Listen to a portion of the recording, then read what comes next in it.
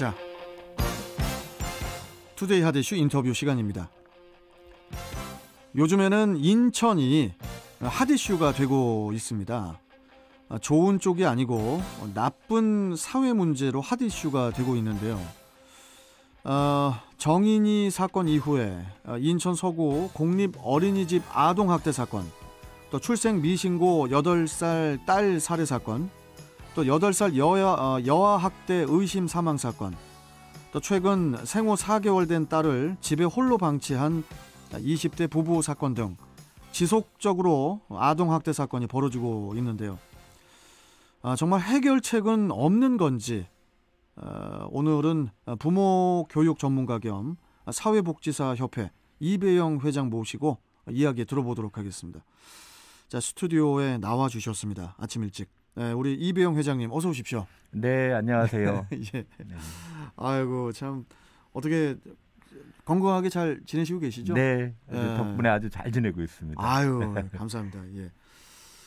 자, 이렇게 우리 이배영 회장님하고 이제 이렇게 웃으면서 반갑게 인사는 나눴는데, 근데 참 이게 인천에서 아동학대 사건이 좀 자주 이렇게 좀 발생을 하고 있어요, 회장님. 네. 이거 최근에 자주 언론을 통해서 또 보도가 되면서 좀 걱정을 하는 분들이 되게 많은데, 지금 그 인천의 아동학대 그 구체적인 현황은 어느 정도입니까? 네, 정말 안타까운 일들이 벌어지고 있는데요. 예.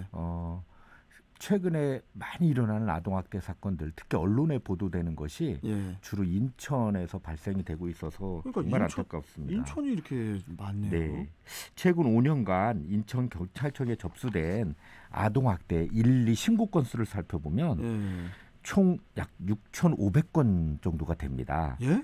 6,500건 5년 동안요. 그러니까 매년 한 1,300건 정도를 처리해 왔다는 거죠. 아니, 아동학대 이게 지금 그냥 학대가 아니고 아동학대만 이런 거예요? 네, 아동학대만요. 그리고 2019년도에 조사에 의하면 급격히 증가해서 약 3,000건 정도가 나타난 걸로 나타나고 있습니다. 이는 전국에서 세 번째로 높은 결과를 보여주고 있는 거죠. 그래서 지금 이 사망 사건도 한 4명 정도가 되고요. 지표상 상위권에 링크되는 저 5명을 지금 쓰고 있습니다, 인천이. 네, 그래서 정말 안타깝고 지금 아동학대에 대한 근본적인 예방책 그리고 이 관계를 어떻게 개선해 갈 것인가 이거에 대한 집중적인 논의가 활발히 토론이 되어져야만 이 문제가 해결될 수 있다고 보여집니다. 우리 이배영 회장님께서 좀 더 바쁘게 뛰어다니셔야 될 것 같은데, 제 생각에. 네, 저도 이제 이 문제에 대해서 관심을 많이 갖고 노력을 해보려고 하고 있습니다. 저 지금 이거 깜짝 놀랐어요. 5년간 6,535건이 이게 전국적인 게 아니고 인천만 이렇다는 거잖아요, 지금. 네, 인천만 그렇습니다. 전국에서는 약 2만 4천여 건 정도가 2018년도에는 발생이 됐었어요. 근데 우리 이 회장님, 특히 20대 부부들의 아동학대가 빈번히 발생이 되고 있는데 이 사건 유형하고 특징이 어떻습니까? 네, 20대 특히 부부들 또는 부모들이 저지르는 아동학대 신고 건수가 급증하고 있고 최근에는요 초등학교 3학년 한 아이가 개학 첫날 중구 영종국제도시 한 가정에서 싸늘한 주검으로 발견이 되었습니다. 온몸에 선명하게 멍자국 같은 게 남아있고 아동학대 의심 정황을 포착하게 된 거죠. 그래서 긴급 체포가 됐는데 사흘 만에 구속이 됐고 최근에 이제 살인죄가 적용이 되었습니다. 또 미출구 한 빌라에서는요 8세 여아 아이가 숨진 채로 또 발견이 됐죠. 근데 이 아이의 특징은 출생 신고도 되지 않은 채 세상에 존재하지 않은 아이였다는 겁니다. 정말 안타까운 거죠. 8년간 어떻게 보면 투명인간처럼 살다가 친모에 의해서 목숨을 잃게 되는 안타까운 사건이 또 발생이 됐고요. 또 방임의 경우도 발생을 했습니다. 이 방임이 진짜 무서운 아동학대인데요. 생후 4개월 된 딸을 집에 홀로 방치한 20대 부부가 이제 경찰에 신고에 의해서 붙잡혔잖아요. 그래서 지금 입건을 해서 조사를 지금 하고 있습니다. 그래서 딸의 울음소리가 이제 막 들리니까 주변에서 신고를 하신 거죠. 그래서 112에 이제 신고가 돼가지고 조사를 했는데 얼굴과 다리에 약간의 멍이 있는 것으로 발견이 돼서 이것도 조사를 해서 철저하게 진상 규명을 지금 하고 있습니다. 참 진짜 이게 아무튼 인천에서 발생된 그 사건들이 이제 부모가 전부 20대네요, 회장님. 네, 20대가 많이 있죠. 예. 근데 이제 정인이 사건 같은 경우는 이제 30대 중반인데 여하튼 이 나이대별 아동학대 현황이 좀 이제 궁금해지는데요. 이 아동학대에 대한 좀 뭐 예방이라든지 좀 획기적인 좀 개선책이 있어야 아동학대가 줄어들지 않을까 이런 생각을 좀 하게 되는데 우리 이 회장님 생각은 어떠십니까? 네, 인천은 언론이 보도된 대로 20대의 미성숙한 부부들에 의한 아동학대가 많이 보도가 되었고요. 우리나라 전반적으로 통계를 살펴보면 2018년도의 자료에 의하면 40에서 49세, 즉 40대가 아동학대를 저지르는 비율이 약 40% 정도 됩니다. 40대가요? 예. 그리고 30대가 약 31%. 잠깐만요. 그러면 회장님 40대가 제일 많네요. 비율이. 예. 비율로 따지면 40대가 가장 많고요. 30대가 31% 정도 돼서 합치면 약 70% 정도가 3, 40대에서 주로 이루어지고 있다는 거고요. 아동 학대가. 예. 20대가 약 9.8%, 약 10% 정도가 됩니다. 그래서 이걸 잘 살펴보면은 특징이 하나 있어요. 어떤 특징이요? 초등학교 그리고 중1, 2 자녀를 둔 부모들이 아동학대를 많이 자행을 하고 있다는 거죠. 그리고 최근에는 20대 젊은 부부나 이 20대에 어떻게 보면 막 결혼을 하거나 또는 결혼이 안 된 상태에서 무책임하게 자녀를 키우면서 아동학대를 저지르는 비율이 점점 늘고 있다는 겁니다. 그래서 비율이 늘고 있다는 점이 또 하나의 큰 문제예요. 20대의 아동학대 비율이 점점 늘고 있다는 게 큰 문제가 되고 있습니다. 지금. 그리고 중요한 문제가 또 하나가 뭐냐면 뭐 또 있어요? 아동학대가 보통은 뭐 계모나 이렇게 생각을 하시잖아요. 물론 전반적으로 봤을 때 친부모에 의해서 76.9%. 상당수 친부모에 의한 계모 얘기할 게 아니네. 지금 친부모가 더 많네요. 이 안에는 물론 계모도 포함되어 있지만 대다수가 친부모입니다. 그리고 대리 양육자 있잖아요. 뭐 보육시설, 어린이집 이런 데가 한 15%에서 16% 사이. 그러니까 실제적으로는 친부모에 의해서 자행된 아동학대가 70% 후반대를 점유하고 있다는 겁니다. 아니, 우리 이배영 회장님. 도대체 이 아동 학대가 왜 발생을 하는 거죠? 이게 좀 원인에 대해서도 좀 한 말씀 해주세요. 네, 저는 이 문제에 대해서 곰곰이 생각을 해보고 통계 자료를 보고 분석을 해봤더니요. 아동 학대의 발생 근본적인 원인은 이 양육 태도, 자녀를 키우는 양육 태도라든지 양육 지식, 기술이 부족하고 훈계 방법 이런 것들을 잘 모르는 거예요. 그리고 두 번째가 뭐냐면 부부나 가족 간의 갈등. 아니 갈등이 있다고 가족 간에. 네, 특히 부부 간의 갈등이 심화될 때 그 자기의 화를 억제하지 못하고 쏟아낼 대상으로 자녀를 선택하는 경우가 많다는 거죠. 그리고 직장 내에서의 스트레스나 경제적인 어려움에 따른 스트레스를 자녀에게 푸는 부모들이 많다는 점입니다. 그래서 결국은 부모 교육을 통해서 이분들이 진짜 부모가 되는 것이 무엇인가를 철저히 인식하고 교육을 받은 상태에서 부모가 돼야 아동학대의 근본적인 문제 해결이 이루어진다고 저는 보고 있습니다. 부모들이 좀 교육을 좀 받아야 되는 그런 상황인 것 같아요, 지금. 네, 그래서 저는 이제 10년 전서부터 부모교육 법제화 운동을 계속 해오고 있습니다. 그래서 그게 지금 법제화가 안 돼 있죠? 네. 그래서 우리가 지금 무상보육 혜택을 받고 있잖아요. 국가로부터. 그렇죠. 그래서 무상교육 혜택을 받는 모든 부모들은 의무적으로 부모교육을 연 2회 이상 받게 만들어서 무상교육도 받고 하니까 혜택도 가니까. 우리는 복지 혜택은 많이 받지만 그에 따른 의무가 없어요. 그런데 이런 교육 같은 경우는 우리 미래를 위해서도 반드시 부모교육을 의무적으로 받게 해서 그 이수증을 받은 사람한테만 어떻게 보면 이 혜택을 줄 수 있는 복지 혜택을 줄 수 있는 부모교육 법제화 운동이 반드시 활성화돼야 된다고 생각합니다. 이게 그 부모 교육 법제화. 솔직히 뭐 저도 이제 그런 용어를 좀 처음 듣는데 구체적으로 좀 설명 좀 조금만 더 해주세요, 회장님. 네. 예. 10년 전서부터 제가 이제 좋은 부모 나눔 실천협회라는 협회를 운영하면서 좋은 부모 나눔 실천협회요. 예, 이 현장에서 많은 부모님들과 얘기를 나누다 보니까요. 예. 이 초중고는 그래도 학교에서 가끔 부모 교육을 시키잖아요. 근데 0세에서 6세 자녀를 둔 부모들 같은 경우에 어린이집에서 이제 부모 교육을 시키고 있어요. 근데 대다수의 부모 교육에 참여를 안 한다는 거죠. 이 아동학대를 저지르는 부모들은.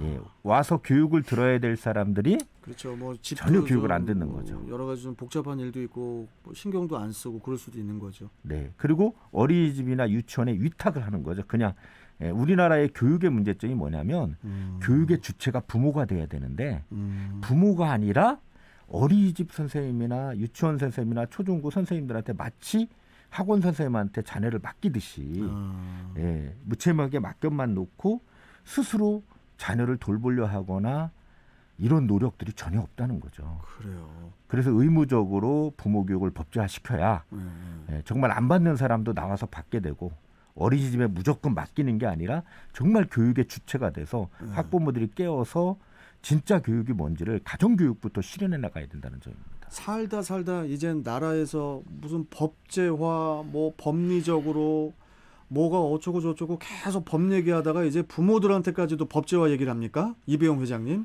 이거 저 부모들까지 이거 너무 옥죄는 거 아니에요? 이렇게 만약에 누가 질문을 한다면 뭐라고 답변하시겠어요? 네, 그렇게 보실 수도 있는데요. 네, 뭐 부모들한테까지도 무슨 뭐 이렇게 법적으로 이렇게 올가미를 씌우냐 이럴 수도 있잖아요. 저는 생각이 다릅니다. 왜냐하면 예. 우리가요 차를 운전하는데도요 면허가 있어야 되죠. 면허 있어야죠. 없으면 면허 없으면 다른 사람의 생명을 침해하죠. 근데 하물며 이 소중한 우리 대한민국의 미래가 될 아이들을 키우고 양육하는 데 있어서 부모가 부모로서의 자격 또는 부모로서의 기초적인 양육 지식 이런 것들을 익히지 않으면 정말 이 소중한 생명을 잃어버릴 수 있는 엄청난 손실이 올 수가 있습니다. 지금 소중한 생명들을 잃고 있잖아요, 지금. 예, 그렇죠. 현장에서 너무 많은 안타까운 일들이 정인이 사건 이후로 지금 사회 문제로 부각되고 있죠. 아니 근데 인천 같은 경우에는 20, 30대 사이의 부모들이 아동학대를 많이 저지르고 있다고 하던데요. 네. 인천은 또 인천 나름대로 또 특징이 있네요. 40대가 아니고 20, 30대가 더 많아요. 20, 30대가 많은 건 아니고요. 20, 30대 비율이 증가하고 있다는 겁니다. 증가하고 있다고요? 예, 증가하고 있는데요. 왜 그러냐면 대부분이 뭐 동거를 하거나 동거 요새 또 많이 하잖아요. 20대 이제 커플들이 동거를 합니다. 동거를 하면서 얼떨결에 아이를 갖게 되거나 불안정한 가정이 완성되거나 그런 가정들 또는 부모 기초 인성교육이 안 된 부모들이 있잖아요. 그 부모들이 자녀에 대해서 정말 어떻게 키워야 되는지 고민 없이 지내다가 경제적인 어려움이나 여러 가지 상황이 오면 짐이 돼 버리는 거죠, 자녀들이. 그래서 학대를 하게 되거나 방치하게 되거나 이런 사태들이 특히 인천의 특징으로 지금 나타나고 있습니다. 그게 왜 그런가 했더니 인천만 그렇게 인천이 이제 어떻게 보면 수도권에 근접해 있잖아요. 그래서 많은 젊은 층들이 인천에 일을 하기 위해서 많이 오게 되죠. 그러면서 불안전한 가정들이 인천에 많이 자리 잡게 되는 현상들이 좀 나타나는 것 같습니다. 그래서 그 젊은 층들이 정말 이 가정에 대한 건강함 그리고 부모로서의 어떤 책임 이런 것들이 어린 시절부터 교육이 돼야 되는데 교육을 받지 못한 상태에서 부모가 되다 보니까 이런 많은 문제들이 발생되죠. 그래서 외국에서는요 초중고나 대학 시절에 이미 부모 교육을 학습 과정에서 이수하는 미국의 대학들이나 또는 미국의 그 주가 있습니다. 이런 얘기를 방송에서 해도 되나 모르겠어요. 그러다 보니까 회장님 그 미국의 제 아는 지인 얘기로는 자기 자식을 지금 한 고등학교 때까지는 한국에서 교육을 좀 받게 하고 싶다는 얘기를 하는 거예요. 그래서 무슨 얘기냐? 미국이 더 교육 환경이 좋지 않냐? 네. 그랬더니 중학교 때부터 그렇게 출산들을 한다고 그러더라고요. 학생들이. 네. 그래서 너무 위험해서 차라리 한국에서 좀 교육을 시키고 싶다 이런 얘기도 할 정도인데 이게 나름대로의 각 또 나라마다의 또 어떤 교육의 부작용도 있는 것 같더라고요. 뭐 교육을 또 네. 좀 뭔가 좀 부족한 그런 면도 없지 않아 있는 것 같고. 예. 근데 우리나라 같은 경우 이게 폭행이 많으니까. 네. 네? 그래서 저는 우리나라가 모델링으로 삼을 수 있는 나라들이 네. 바로 유대인들입니다. 또 말씀하시네 유대인? 네, 그때도 한번 탈무드 말씀하셨던 것 같은데. 네, 네, 한번. 네. 그래서 유대인 가정이 가정교육만큼은 유대인들이 가장 잘 돼 있거든요. 그래요? 네, 그래서 우리나라도 이전에는 전통적인 가정교육이 잘 돼 있었는데 지금은 이제 그 가정교육이 무너졌잖아요. 옛날에는 아버님이 수저 드시기 전에 저희는 절대 수저를 들지 않았잖아요. 그러니까 그러면 이제 엄마한테 혼났죠. 예. 뭐하니? 네가 왜 수저를 드냐고. 아버지 먼저 자시고 그러고 들어야지. 저는 이걸 결코 부정적으로 보지 않아요. 그래요? 왜냐하면 두 가지 교육 효과가 있기 때문이다. 첫째, 가장의 권위를 세워주고 두 번째, 자녀들이 맛있는 게 있는데도 기다리면서 통제력을 갖게 되는 거거든요. 그래서 이렇게 좋은 전통은 부활시키되 좋은 전통은 부활시키되 나쁜 전통은 버려야 되겠죠. 그래서 유대인들 같은 경우는요. 유대인들도 아버지가 먼저 수저 들 때 유대인들은 수저 숟가락이 없죠. 죄송합니다. 예. 어떻게 보면 되게 부모들이요. 유대인들은 엄격한 것 같으면서도 통제력을 많이 키워주면서도 부모로서의 책임감을 아주 어린 시절부터 강조해 줍니다.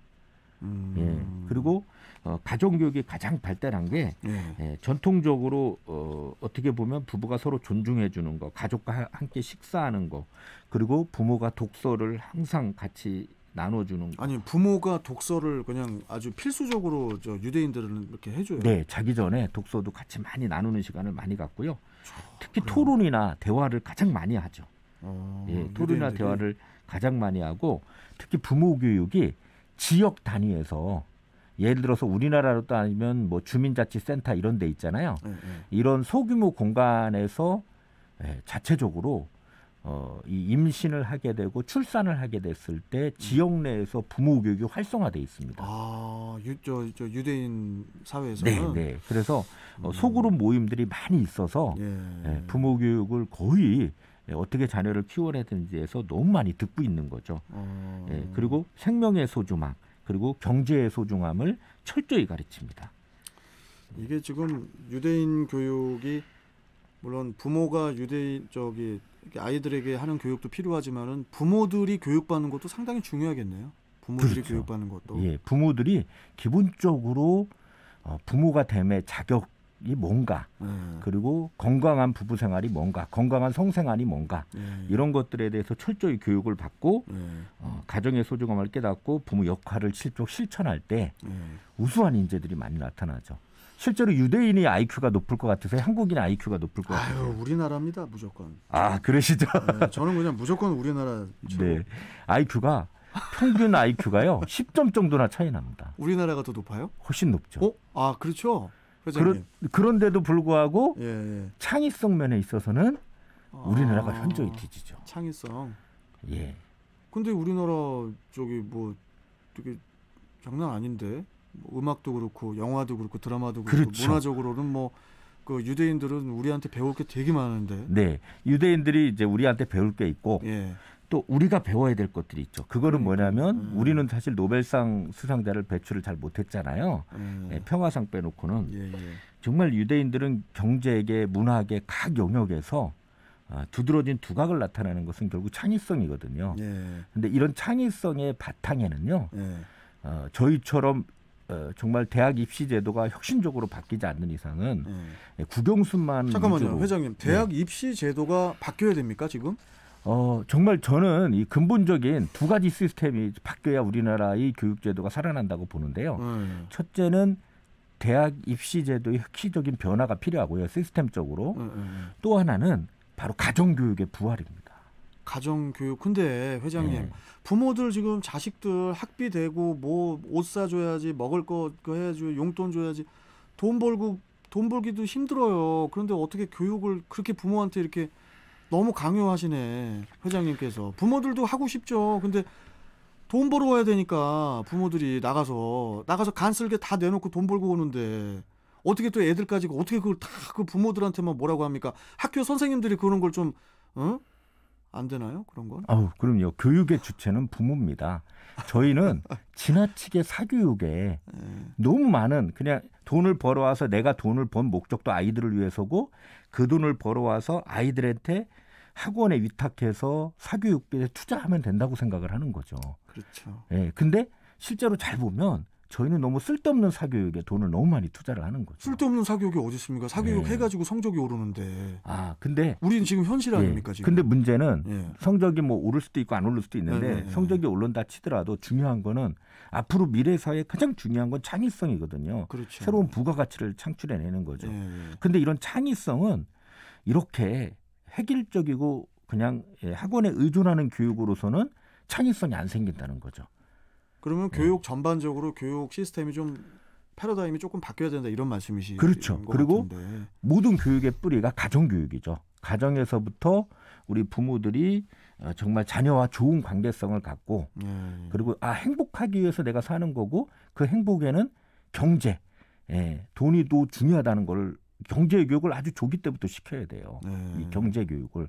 그리고 또 하나 자기가 하고 싶은 걸 해야 행복하다. 이 두 가지를 가르쳐야 되는 거죠. 부모들도 그렇게 하고 싶을 거예요. 그런데 이제 이게 그 뭔가 이렇게 좀 욱했을 때, 부모들이 욱했을 때, 어렸을 때 저는 저희 어머님한테 그 손빗자루, 빗자루 그렇게 이렇게 종아리 같은 데 좀 많이 맞고 했는데 동생 왜 때리냐고. 어떤 그 정도의 폭행까지였는데 그걸 폭행이라고 하기 좀 그랬는데 이게 세상이 너무 험악해지다 보니까 이거는 전반적으로 부모들의 문제 또 사회적인 문제 또 뭐 제가 이런 말씀 드려도 되는지 모르겠는데 좀 너무 자극적인 어떤 그런 그 뭐 드라마나 영화 뭐 여러 가지가 다 복합적으로 다 융합되어 있는 게 아닌가 이런 생각도 좀 들기도 하고 좀 이 부분을 또 우리 이배용 회장님하고 또 저는 회장님하고 이야기만 하면 이렇게 시간이 그냥 훅 가요. 언제 저기 한번 한 2시간 말씀 나눠야 되겠는데요? 그래서 마지막으로 제가 안 됩니다. 마지막 지금 이제 안 되는 거니까. 알겠습니다. 마지막으로 말씀하십시오. 학부모들이 깨워야 된다. 예?